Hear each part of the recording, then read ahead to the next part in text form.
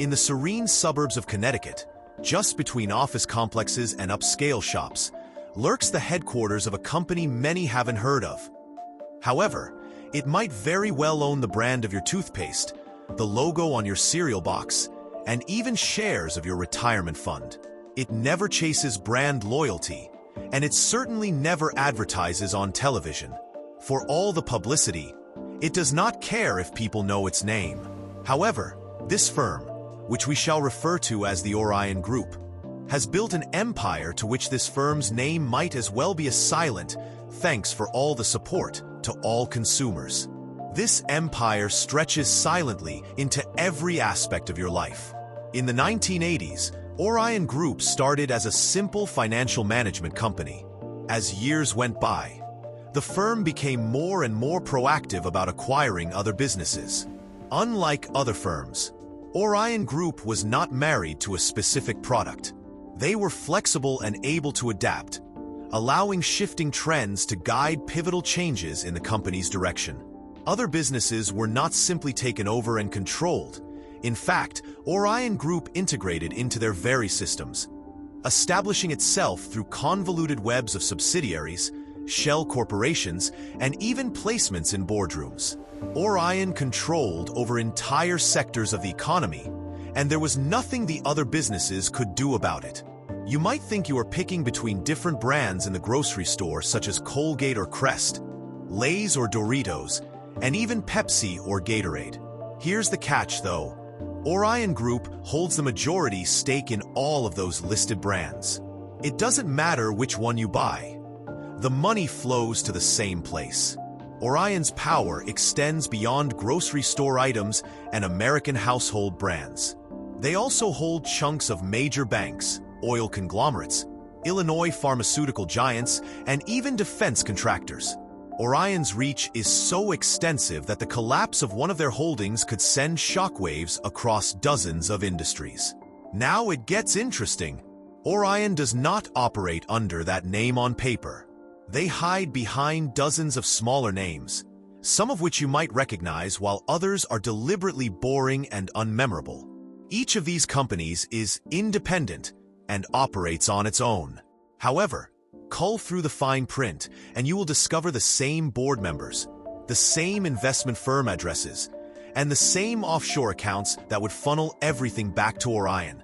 This layered structure is what allows Orion to operate without direct involvement, which in turn gives them deniability. If one of these independent companies gets hit with a scandal or a lawsuit, Orion just shifts the blame and reorganizes their business structure while the other independent companies continue to run. It's not a conspiracy. It's absurdly legal, insanely legal. The protective laws regarding monopolies are relics of a time when monopolies had names, logos, and even catchy taglines. An average Joe does not need to slap their name on a product to advertise it. Someone's influence is built through silent majority shares, contract clauses, and backroom deals that no one will ever hear about. That company does not need to capture the public's attention, just their finances. And that has been the practice for decades. An anonymous complaint officer called Whistleblower Roth leaked a stunning 72-page report exposing Orion's intricate ownership web in 2024. It detailed more than 700 linked corporations and showcased Orion's strategy of utilizing shell corporations in Ireland, Luxembourg, and Cayman Islands to sneakily acquire rivals and evade taxes. To seed and merge rivals, Orion employed shell corporations located in Ireland, Luxembourg, and the Cayman Islands.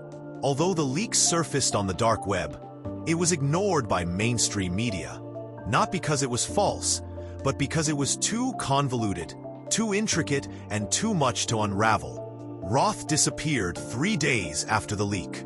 His apartment was completely empty. There were no hard drives or any personal possessions, not even a toothbrush. His last known signal ping was from an airport in Bolivia, but the boarding pass was never scanned. Some people say he was silenced. Others think he was always planning to vanish. Regardless, nobody has heard from him since. The leak, however, changed public perception. It allowed people to really start thinking how free their decisions were. One thing to consider is how a company like this manages to escape scrutiny.